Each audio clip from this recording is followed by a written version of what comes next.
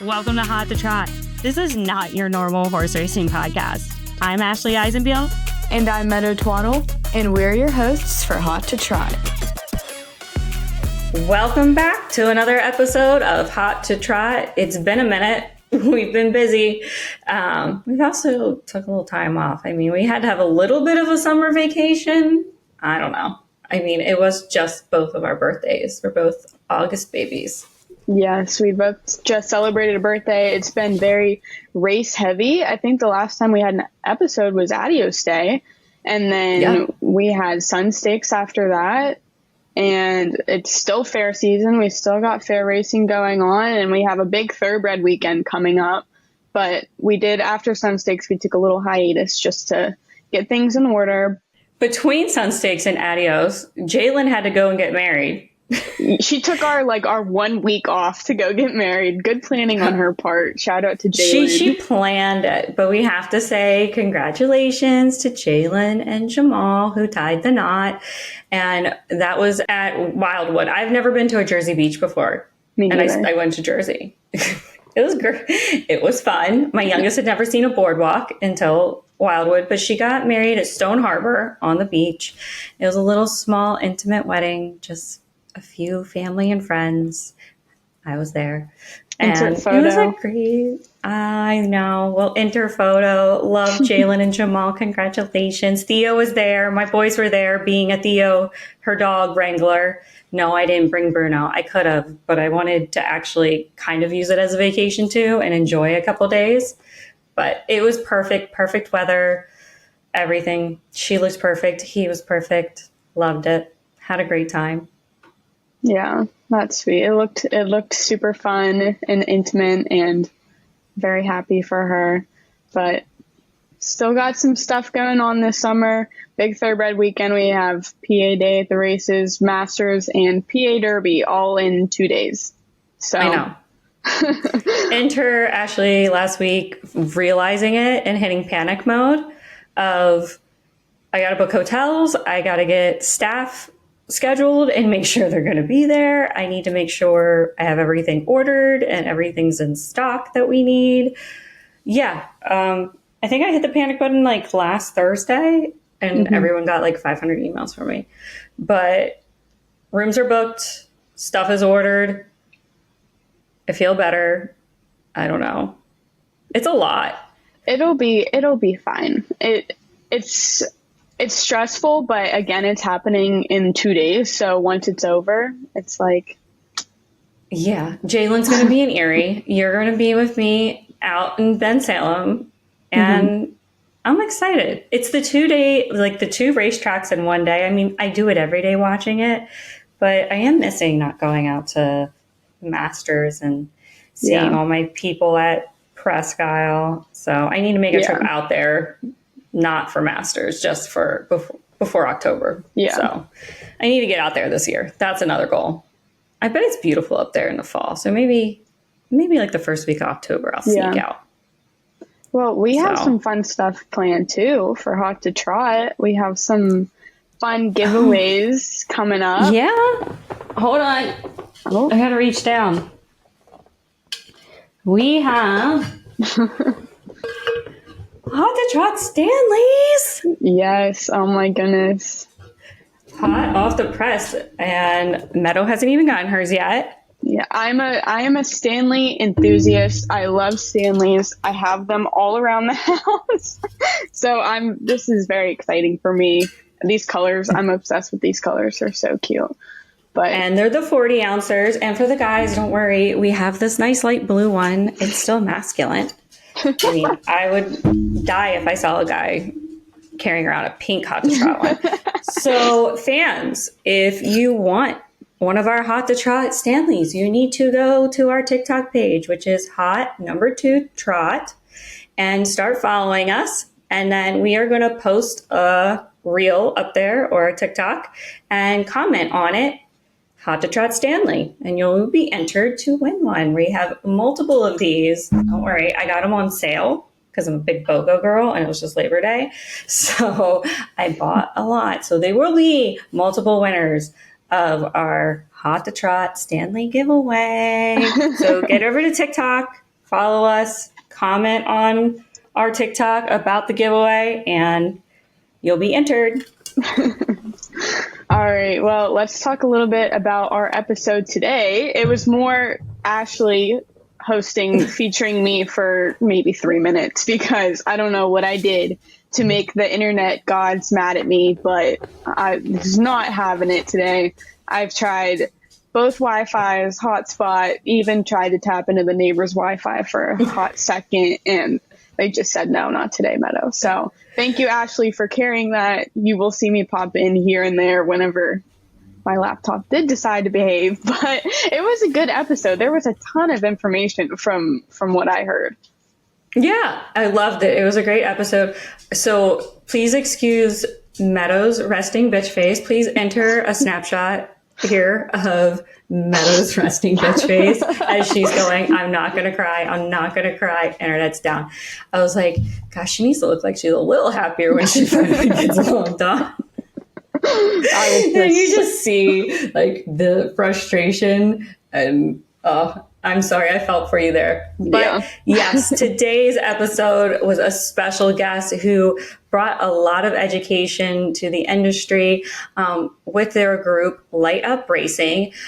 Dr. Jeff Berk joined us, and he is one of the founders of Light Up Racing. And he came on to talk to us about, the transparency, bringing awareness, educating the public about horse racing, and really how to bring the community of horse racing together to tackle some of these issues when things hit the media, and also just making the world, because it feels like they do everything. They're founders from Australia. So, the world aware of what horse racing really is and is about, and not just the negative stories that, of course, pop up on people's feeds and on your Google search first, that they are an industry that actually cares. And we do a lot to make sure that horses are taken care of and the integrity of racing is in place. So such a great group. And we encourage everybody to check out their website,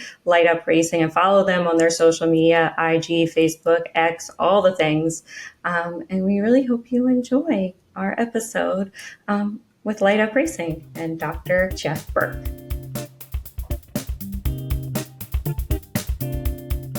Hi, Dr. Berk. Thank you so much for joining us here today. And I just want to let our listeners know a little bit more about you. So tell our listeners that may not know you, what is your background and how did you get into horse racing and veterinary medicine? My father is a veterinarian, so I grew up in Connecticut. He was a mixed animal there. And as he put it, I never showed not any interest in the least in becoming a veterinarian, but apparently it was sort of deep down there somewhere. And I ended up attending the University of Pennsylvania School of Veterinary Medicine there at New Bolton Center. And from there, my first job out of veterinary school was as a racetrack practitioner at Thistledown Racetrack in Cleveland. And when I left there, I moved to Ocala, started my own practice, and then merged with two other groups to become Ocala Equine Hospital, and was in Ocala was with OEH for 10 years, and unfortunately was diagnosed with a tumor on my spinal cord back in 2010. And so I had a very successful surgery, but at that point decided that I was interested in moving, and I moved to Lexington and restricted my practice just to thoroughbred sales work. So currently that's what I'm doing in the U.S., but also internationally, primarily England, Ireland, France, and then some private sales in various locations. So that's my background. I'm currently doing that, and we're just getting ready now for the Keeneland September sale, which will be a marathon. Oh, yeah. That's going to be super busy. How do you like living down in Lexington? Oh, I love it. Lexington's a great city to live in. And when I say live there, I'm only here a half to 2/3 of the time because I'm on the road quite a bit. But it's a lovely place. Yeah, really enjoy it. That's awesome. You get to go and travel, though, and go overseas in the European races like that. That's a dream It is. I just got back from France. There's a lovely town called Deauville on the coast of Normandy. And we just finished a sale there, their yearling sale. It's a premier sale, and it was really great. The weather was good. The food is phenomenal. So jealous. I bet the food is phenomenal. One day I plan on going overseas and doing like a month-long tour. I want to get to Royal Ascot one day. Yeah, I actually had a runner at Ascot last year. I owned a quarter of a filly that ran in the Albany Stakes, and she ran second, so it was quite a day. That's amazing. Oh, that's a dream. That's like a check off the dream list in our industry to get there and then actually place. Oh.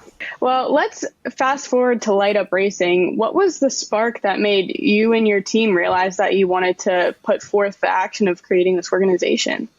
Well, so here's a little bit of history about the organization. The leader, I'm not sure exactly what the right terminology is, but most certainly the thought leader and the person that introduced this to the United States is a woman named Vicki Leonard. And Vicki is based in Australia. And although she is actually from New Zealand, but she's based in Australia. And she started a similar thing prior to all of this called Kick Up. And so this is the American version of what was originally an Australian initiative. And the point of it is, first of all, the recognition that so much of the information that we get is through social media. And because of that, there's the danger that it may be either accurate or inaccurate or even intentionally false sometimes information. So the idea behind both of these initiatives, and of course in this case Light Up Racing, the American version, is to be able to present factual information, not necessarily restricted to social media, but including that. As you know, now, depending on a person's age, typically they may or may not be focused on the use of social media, but there's no question that social media is a major part of the communication that many people do now. And in recognition of that, and in order to get out factual information about racing, that's the idea behind Light Up Racing, is to be able to present, whether it's social media, printed media, or even in personal communications, factual information that's based on as much science as is available. So my involvement is this. I was made aware of this by Roderick Watchman, who is a friend of mine, and also at the time we were working together for the myracehorse.com group. And he said to me, I think you need to be involved in this. So he made me aware of it. I attended a meeting and all of a sudden found myself a board member. So be careful what you do. So anyway, I'm on the board with Price Bell, who is essentially the chair. He's the leader of the group, and Roderick Watchman, myself, and Christina Blacker, who I think you know also from racing. And so we are the board members, and my job, my function as a veterinarian was and is to, in the creation of our website, try to answer the common questions surrounding racing that people would have, because their questions, the answer to those questions may dictate whether they feel that racing is an acceptable sport full of integrity or not. And so what I've done with the help of, I enlisted the aid of two very prominent veterinarians, Dr. Wayne McElraith, who's an equine orthopedic surgeon, and Dr. Emma Adam, who's at the University of Kentucky, who also has an incredible background. And by the way, she's actually she's now going to become the president of the AAEP, the American Association of Equine Practitioners. So these are a couple of very, very high profile, highly educated veterinarians. And the three of us have put together this information on the website so that if you had any particular questions about Light Up Racing or racing in general, you say, well, what about 2-year-old racing? Is that bad for horses? What about bleeders? What about this or that?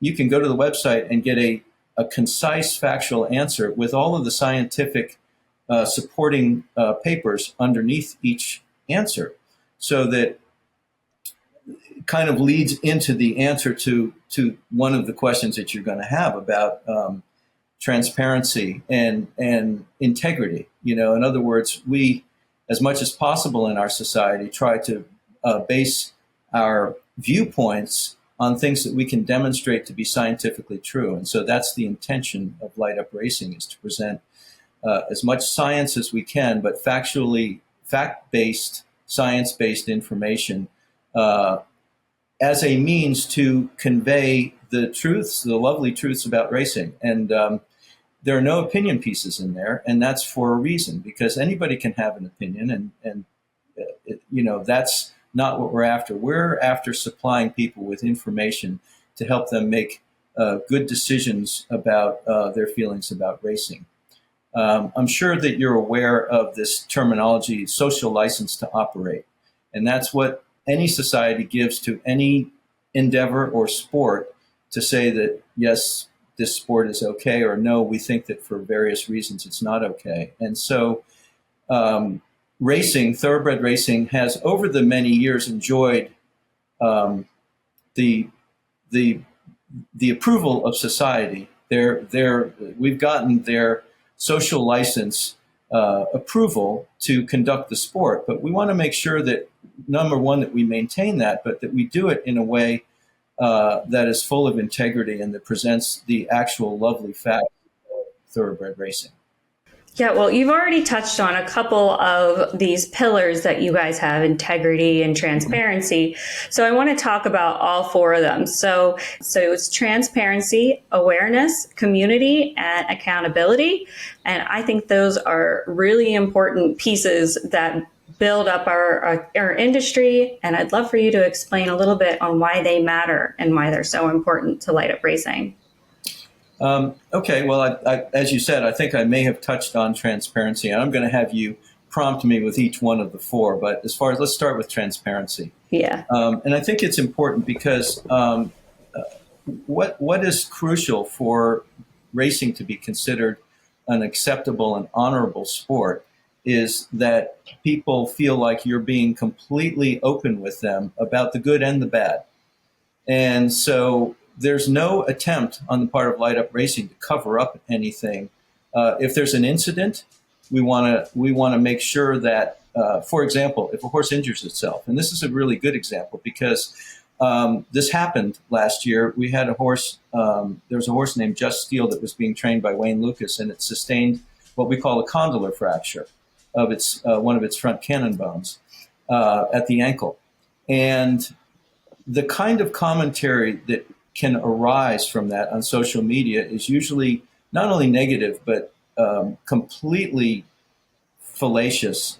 And so you'd see things coming up like, oh, they're going to just shoot this horse in the head. And, that's what they do in racing. Every time a horse hurts itself, they kill it.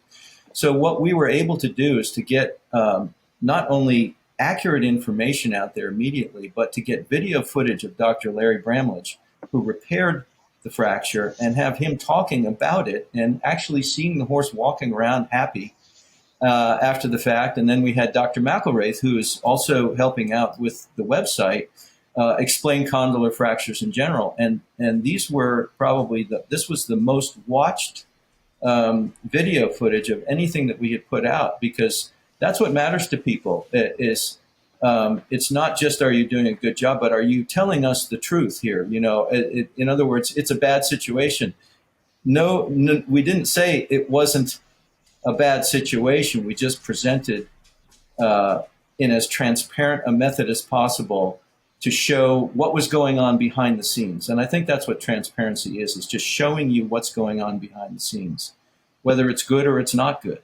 So that's why we don't put out opinion pieces. We just put out the facts. And that was a very factual series of videos and communications that I think really helped the public, especially those on social media, to understand that in actuality, those comments that were arising initially after the horse's injury were actually false and completely untrue, and really an attempt to denigrate racing. And so we're just trying to present the truth. So I think that's the transparency piece. And that may lead into the integrity piece as well. But you tell me what you want to know. Well, that was another series of questions I had later on in the interview. But since we're talking about Just Steel, how did your team decide to approach that? And how did you learn more from, doing that story and how to approach things here in the future when situations like that do arise? Well, that kind of leads into how Light Up Racing intends to function, okay? And I think it's an important point because what we're trying to do is to be a proactive initiative, not reactive. So you know how social media works and how it's so important to respond if there's a situation, to respond immediately, right? Yeah. And so we're prepared for these things. Actually, and we'll get to this later on, but we're in the process of creating proactively footage involving potential scenarios, which we would then pair with if something actually occurred. We'd have some information for the public that was already prepared prior to the event, and then we would have video of the event or post-event on the day, and then add the information to it. So Light Up Racing functions a little bit like your immune system.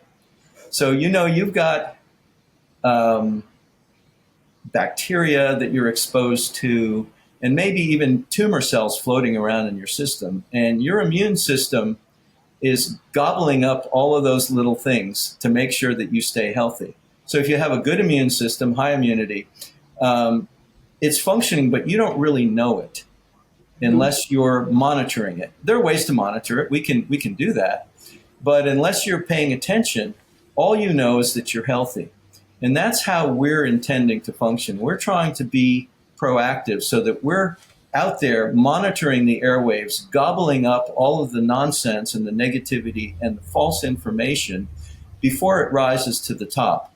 And when there is an actual incident that is noteworthy and really requires some response, we want to be there immediately because in an attempt to present the truth on social media, you have to be very responsive very quickly because if you have 10 negative false comments about something and one positive comment, what rises to the top is the negative. If you Google XYZ, what will rise to the top? There's an algorithm that's created, and whatever is the most prominent information will rise to the top. And that's what we're attempting to do. Whenever we see issues happening or events, we want to be responsive with accurate information immediately so that if somebody is interested enough to Google it and explore it, that they're going to get the proper information and not a bunch of nonsense. That kind of guides us into the second pillar, I think, awareness, which kind of goes hand in hand with transparency. You can't grow awareness unless you're being transparent. So let's talk a little bit about that and how you work to bring awareness to horse racing in a positive way. How do you bring awareness to horse racing in a positive way? Well, I think there's several ways to do that. And one of the ways that we've already talked about is just the social media piece of it. We, Light Up Racing has conducted some training sessions of what we call cohorts, 20 to 25 people in any particular locale. And of course, we choose the locales that are the most dense with people that are in the horse racing business.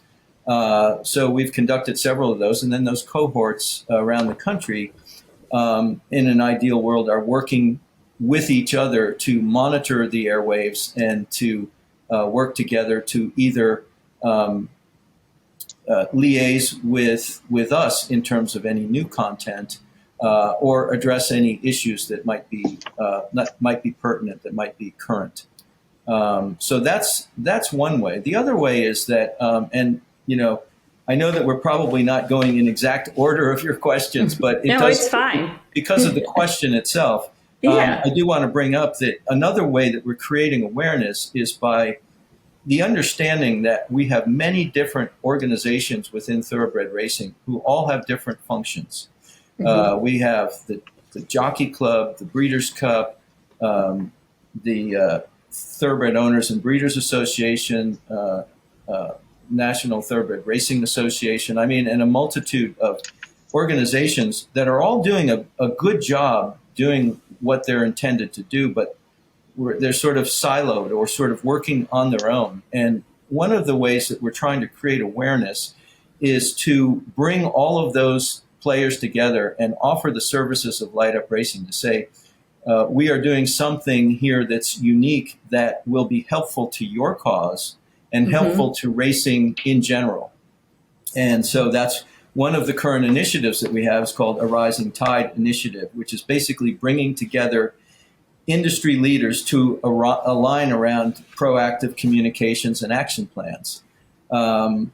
So right now we're working with Breeders' Cup, Fasig, Tipton, Keeneland, and the Jockey Club, and we're in the planning stages of putting together an event where we'll bring all of those organizations together in one room and try to look at the issues and just see how Light Up Racing doing the functions that we're doing could be helpful, not just to each individual organization, but to the industry as a whole. And you open that up to individual trainers, grooms, correct? To anyone. It doesn't have to be a head of a horseman's association or a racetrack. It's open to everyone to be part of the cohort. This is open to everyone, and from the major organizations all the way down to any individual doing anything. And it's free. All you have to do, and matter of fact, you may have already done it, but if you haven't already done so, I'd encourage you to just go to the website, look around, and then you can press one button and you become a member. And for nothing. I mean, it's, we're not charging anybody any money for anything. We're in the process of raising money in order to exist and provide this service. But, we've initially approached some of the major organizations and then down to the second tier of, thoroughbred horse farms and sales companies and individuals, obviously. But no, this is for everybody. And the information, it's kind of what I wish everybody would do first is just go to the website and plan on spending a half an hour and just looking around and click on the common questions and look at the answers and then look at some of the metrics that we've been able to use to measure the how widespread this information is in terms of it getting out. And I think, if you do that, you'll be pleasantly surprised. Yep, the website's amazing. I've definitely spent some time on it, and it's really easy to navigate, and I love data. So the way you guys brought in the data, I think is really important, especially you have the numbers behind it for the transparency part of it, and you're bringing the awareness. So I love that. I touched a little bit on community, but do you want to add anything more to that one pillar that you guys have is community? I do. I want to say this. I mean, it's kind of a tiered community in the sense that there's the larger community of the community that we're creating by all of our pre-existing relationships with individuals within the larger groups that I've mentioned, but also the cohort training, of which we're intending to do more of, to create a network, and essentially because they're all connected by the internet, the location doesn't really matter. It's just a matter of us. We're trying to create not only a larger community by training people, but also helping them to stay interconnected in the most efficient and best way possible. I took a look at the cohort program. I've read through it, and it's super appealing, especially for people like Ashley and I who work in horse racing in the industry. And it's always good to learn how to better our communication and have people understand what's going on that might not be involved in horse racing every day and want to see things communicated clearly and transparently. And I think it's something super interesting that we could definitely get involved in. That we're trying to constantly enlarge the community, and all it really requires is somebody being interested to basically, and that's how we approach people, even people that are vociferously against horse racing. The Light Up Racing initiative, no one's ever going to be rude and be confrontational. The first question that we would ask somebody that hates horse racing is, where are you getting your information? And then the second question is, would you be receptive to hearing more information that is actually substantiated by fact and science? And if a person is willing to go in that direction, we've had some amazing situations where people that were just strongly against racing in general have become huge fans because they understand the truth of what's going on behind the scenes. And so it's like everything else. It's hard to measure, but it's measured only by one person at a time. And you'd think to yourself that that can't be very significant, but it really is. It's just hard to measure sometimes. Right. I wish every naysayer I could take to the backside, I really just wish I could take them to a barn and see how much these horses are actually cared for there in the morning, how much the grooms know about them, love them, they get their favorite treats. And I wish they could see all the love and care that these horses actually receive. They get a lot of bad apples that get the attention. So our last pillar that Light Up Racing has is accountability. So if you wanted to touch on a little bit more on what accountability is and why it matters to Light Up Racing. Of course. Well, first of all, the first thing that springs to my mind, and there may be some other things, but when you look at the composition of the board of Light Up Racing, every single one of us has relationships that have been built up over decades with various people in the industry, and some of them, that are positioned in, significant positions within the industry. So there's some real personal accountability there, because I would have no reason to approach people with this initiative if I didn't truly believe in it. So I'm accountable. My relationships within the industry depend upon this being everything that we believe that it is. Important in terms of getting the truth out about racing, and based in fact and with as much science as possible. So I'm accountable one way or the other because I'm involved. And so it would be embarrassing for me if I were involved in an initiative and leveraging relationships that I have for something that was not worthy of that. So I think that, we all have personal accountability, but I also think that, it's really a great hardworking group. And we have an interim executive director, Amy Brin, who has brought just things to the table that we could not possibly have done ourselves. Vicki Leonard, who's initiated the whole thing, who's the thought leader and is really accomplishing, she's the one that's the face of the organization, and her travels and communications. I mean,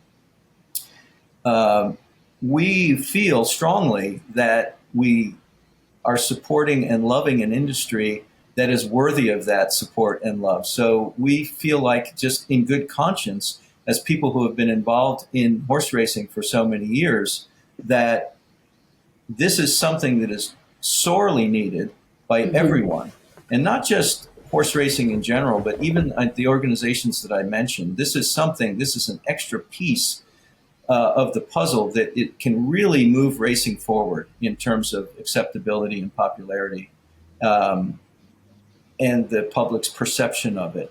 And so I think we all feel morally and ethically compelled to be a part of something like this, because it's, everything has its time, and this is the time for something like that. So that I hope that explains what I see as the accountability piece.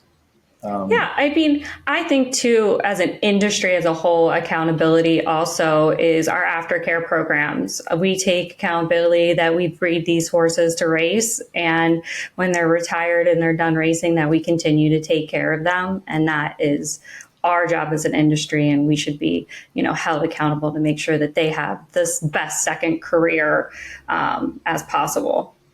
Well, I mean, I couldn't agree more. I think that the aftercare piece is sort of the glue that can hold all of this together. I do a lot of work for New Vocations, which has several farms, but the main farm, the biggest farm is in Lexington. And so I was just out there this week looking at horses for them, and I support them greatly. I'm on the board of the Thoroughbred Aftercare Alliance. And actually there's a lot going on in that sector right now, and I think it really is going to help people to understand how much people in the thoroughbred racing industry care about these animals. There's actually, all about the Thoroughbred Aftercare Alliance in the United States, which is the umbrella organization over which there are, I think at last count, I believe it was 86 separate aftercare entities around the country that all need to be inspected and accredited and then receive funding from the TAA. Mm-hmm. And so I'm actively involved in that, and I think that's a great organization. They're currently, since we're having this conversation, this is in its infancy stage, but there is an international federation that's being formed right now with regard to aftercare and retraining of thoroughbreds. And the articles are being written in France. And so I've been involved in that, and I had to laugh when I don't speak French, unfortunately. So when I got the initial English translation, I could tell it was a Google translation because it sounded kind of off. But all of that's being corrected, and it's going to be essentially the idea behind it is to bring together all of the national organizations that are currently in place around the world in the racing countries, and then use that as that coalition as a vehicle for obtaining large funding. To date, the funding has been difficult for those horses because we're appealing to everyone, and most of the people that we're appealing to don't have the money to be able to do this. So I think we're fishing in one pond. I think we're intending to fish in another pond with larger fish in it to hopefully be able to fund those horses to the degree where we could honestly say to people, when these horses are born, even though the intention is to race them for a certain number of years, that they will be taken care of for their entire lives. That's amazing. I look forward to that. Yeah, there sounds like there's a lot on the horizon and a lot of things in the works to grow this. But what else is up for Light Up Racing? What can we be on the lookout for? Well, there's one of the things that we've been very responsive to the kind of feedback we've been getting from the industry. And so, we have a budget and we're trying to, in order to accomplish the things that we want to do, we're fundraising, which is my least favorite part of this whole thing. And that's an understatement. But one of the things that we have, that we're in the process of creating is a crisis communications toolkit that can be used by anybody. It can be used by racetracks, can be used by the Jockey Club, the Breeders' Cup, sales companies, anybody. If there was a potential crisis or an actual crisis, could be used in order to be able to communicate up-to-date current information about what was going on and how it was being addressed. Yeah, we looked at that toolkit. It is definitely a great asset on your website for not just racetracks, owners, trainers, the horseman groups, because when something bad happens, you kind of like panic, and what the industry I've seen do is just not really respond. Wait, wait and see. And then everyone gets together and comes up with a brief statement. But usually that's a couple days later. And we need to get a little bit more responsive, I think, as an industry when something does arise. Well, it brings up a good point, and that is that it's not just for the big players in the industry, it's for individuals as well. If you're following all of these things and you'd want to comment, but you'd want your comments to be factual, you could refer to that toolkit and the information that's currently available on Light Up Racing to address it as an individual.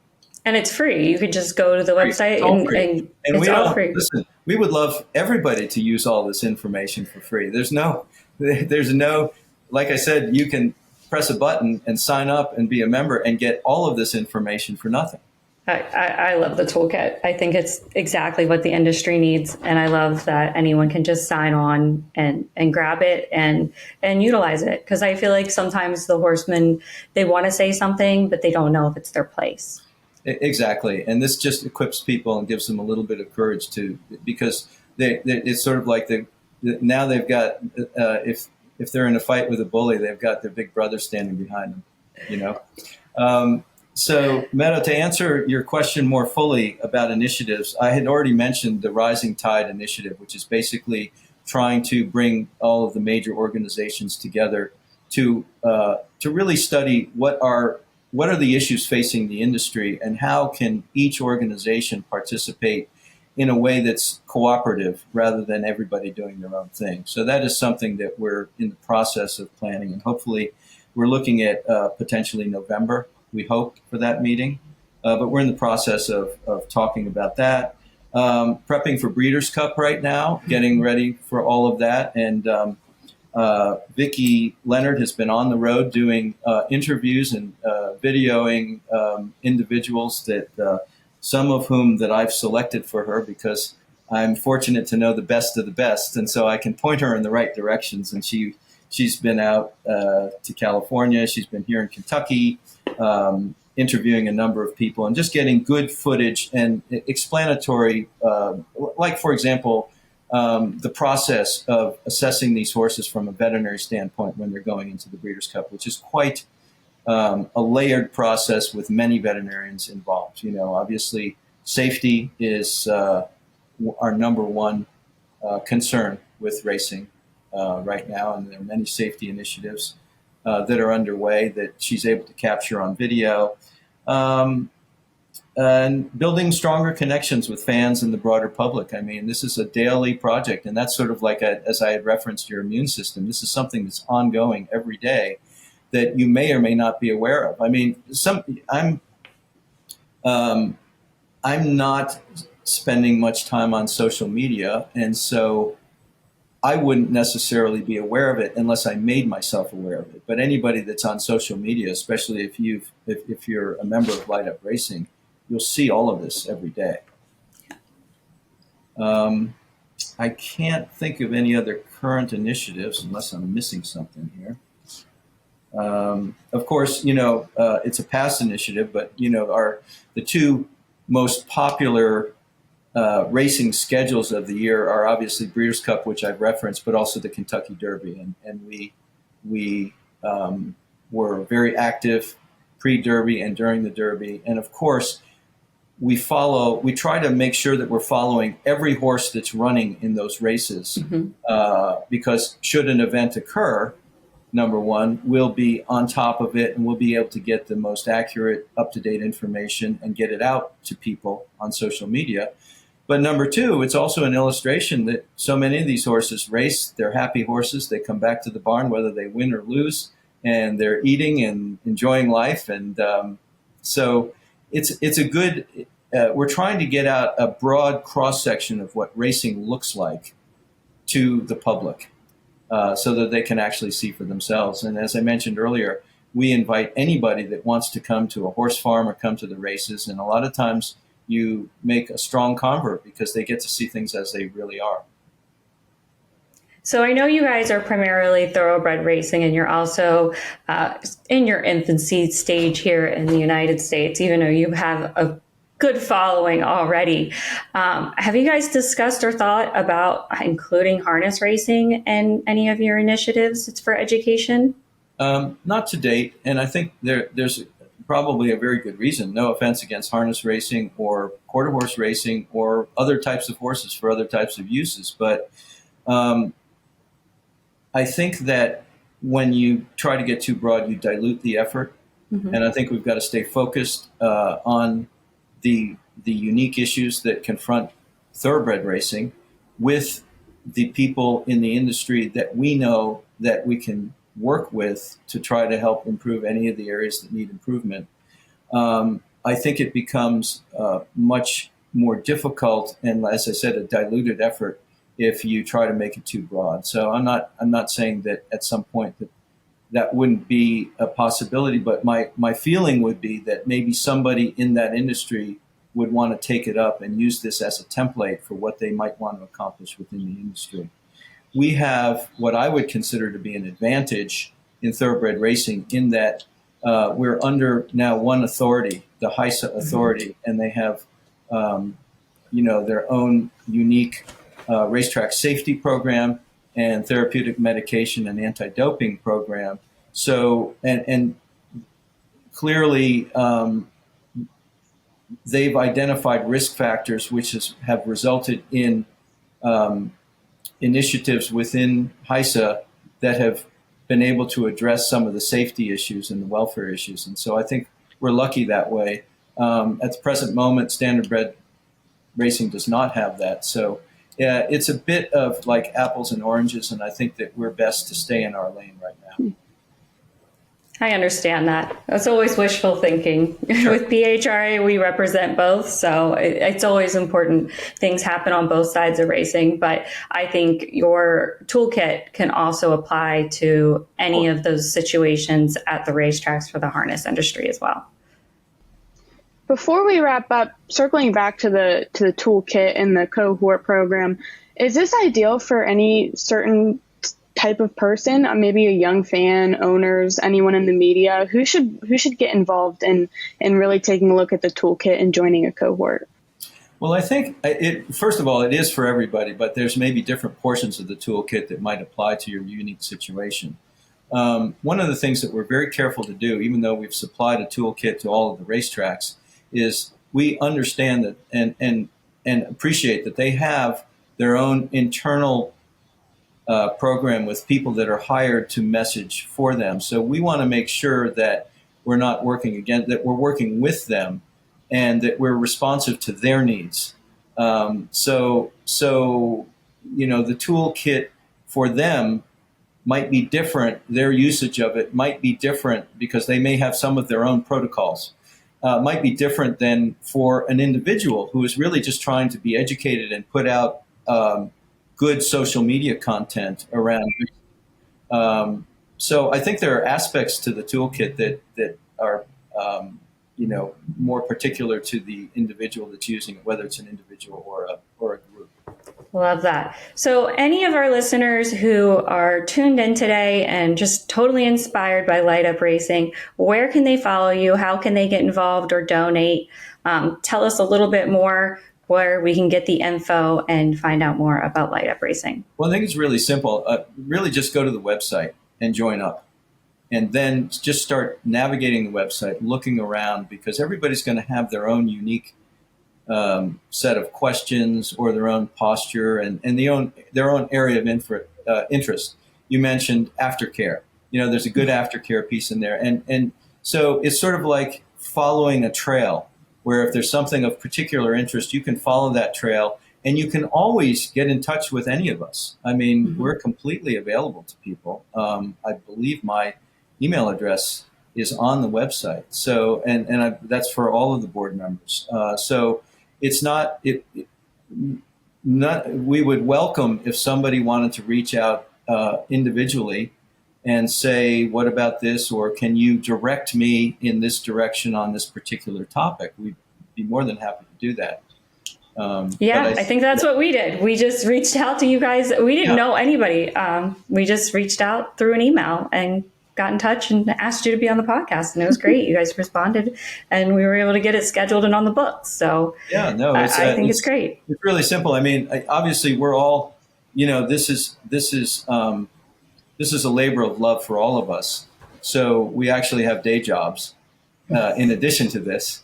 So it's not like we're spending all day on Light Up Racing, but I mean, we have regular meetings, we have regular communications by email, phone calls, and so we're spending a fair bit of time on this, and really have prioritized it to the extent that we are not only willing but very happy to communicate with anybody that's interested. And the way I look at it is this: anybody that would reach out to us would be a person of interest to us, because they might be able to create a community where they are.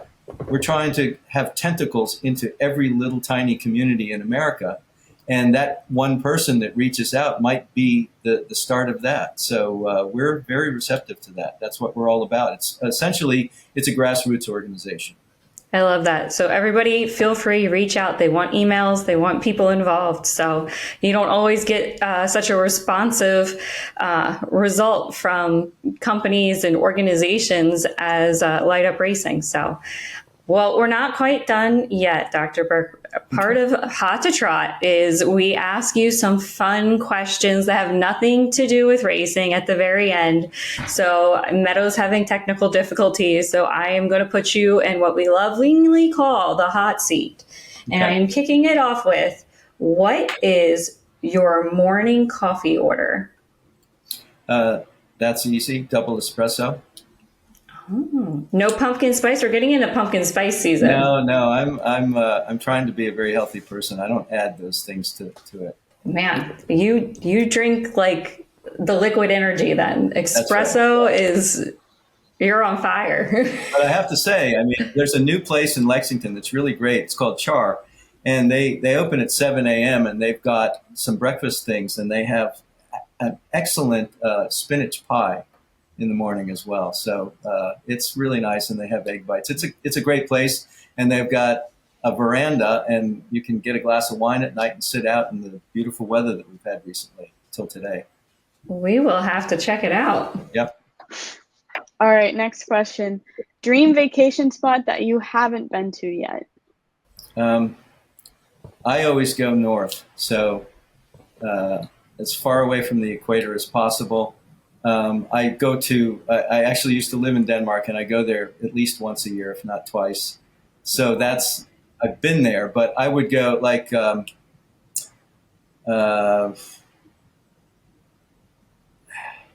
somewhere far north, maybe northern Sweden, something like that, up to Lapland. Yeah. I like it. Do you ski? Yeah, I grew up skiing because I grew up in Connecticut, which is New England, and so I went to undergrad at the University of Vermont, basically to ski. So I was a skier. Oh, I was the captain of my ski team, and then I actually competitively skied. So for a little bit, we go to Killington a lot. Yeah, I was near Stowe. UVM is in Burlington, so it's only 40 minutes from there. So beautiful. I used to ski the backside of Stowe like 4 days a week. Dream. Yeah, it's great. All right. Are you a morning person or a night owl? Both. Wow. Oh, you can pull off both. Impressive. Yeah, my biggest challenge in life is trying to get enough sleep. A hybrid. All right. If you had to give a TED Talk on something totally random, not work related, what would it be? Wow. That's a great question. Probably on the significance of architecture and film on the average person in society. Interesting. What's your favorite film? The Seventh Seal. It's an Ingmar Bergman film. I think it's from 1957, and it's pretty iconic. When I was living in Denmark, I did my last year of college in Denmark, and I studied film. So that's an area of real interest for me. Well, I'll have to look it up and check it out. All right, last one, because we are now in football season. Are you an NFL fan? If so, what's your team? No, I'm not. I mean, I don't watch TV much, and I don't really follow the NFL much. It's not that I don't like it. It's just that I haven't prioritized that as a good way to spend my time. So I guess I don't care that much about it. That's all right. Any colleges that you like to root for? No. Well, when I was going to the UVM, they discontinued the football program up there. That was a big soccer school and skiing school. So, yeah, no, I don't really care. It's sale season. That's right. Yeah. Well, yeah, maybe seeing films down at the Kentucky Theater too. I get it. It's sales season and it's also Breeders' Cup season, so I'm the same way. That's the thing about sales is we're intensely busy. I mean, from morning till night. And the ironic thing is now that we can read X-rays online, I'll be up until all hours reading X-rays during the sale. So there's not much of anything going on for us other than sales work for the next couple of weeks. Well, Yeah. You survived the hot seat. That's all we have for you today. And we really appreciate you jumping on and talking. Don't feel compelled to put the hot seat in there. You can delete it from the podcast. No. My feelings won't be hurt. It's fine. It's the truth. We like to be honest. We want people to know the questions behind the people in the industry that don't ever get asked. So, well, thank you again for joining us and talking to us more about Light Up Racing, a wonderful program. And we can't wait to see what you guys do next. We're super excited, and maybe we'll get you guys out here to PA. We got 3 racetracks. Actually, yes. We would love to have a group in every racing locale. We'd love to do that in PA. Of course, our only limitation is basically funding. We're doing the best we can with what we have. And we have a budget of about $450,000 for 2025. And we're trying to get there. It's a never ending process. And so to the extent that we're able to get the funding, we can do anything. And we would love to have multiple cohort groups around the country, We had one scheduled for Florida in Ocala last year, and I must have made 80 phone calls to make sure that everybody was going to show up. And then a hurricane came blowing through, and we had to cancel the meeting. So we still need to get down to Florida for a group, but we would love to do that in Pennsylvania. Well, we would love to have you because I think it's really important what your association does and what it brings to the table for not just the little guys to the big guys. Yeah, and if the scheduling was right, I'd show up in person to try to help out because, first of all, that's my alma mater there, but also it's close to New York City. I could hop on a train and go to New York for the weekend too. Get it filmed. Exactly. All right. Well, thank you again for joining us, and we will be in touch soon. You have a great day. That sounds great. Thanks so much for having us on, and we appreciate it very much. Thanks, Dr. Berk. Thank you. Take care. Thanks. Bye-bye. Thanks for listening, and thank you to the Standardbred Breeders of Pennsylvania for sponsoring Hot to Trot. We'll see you next time.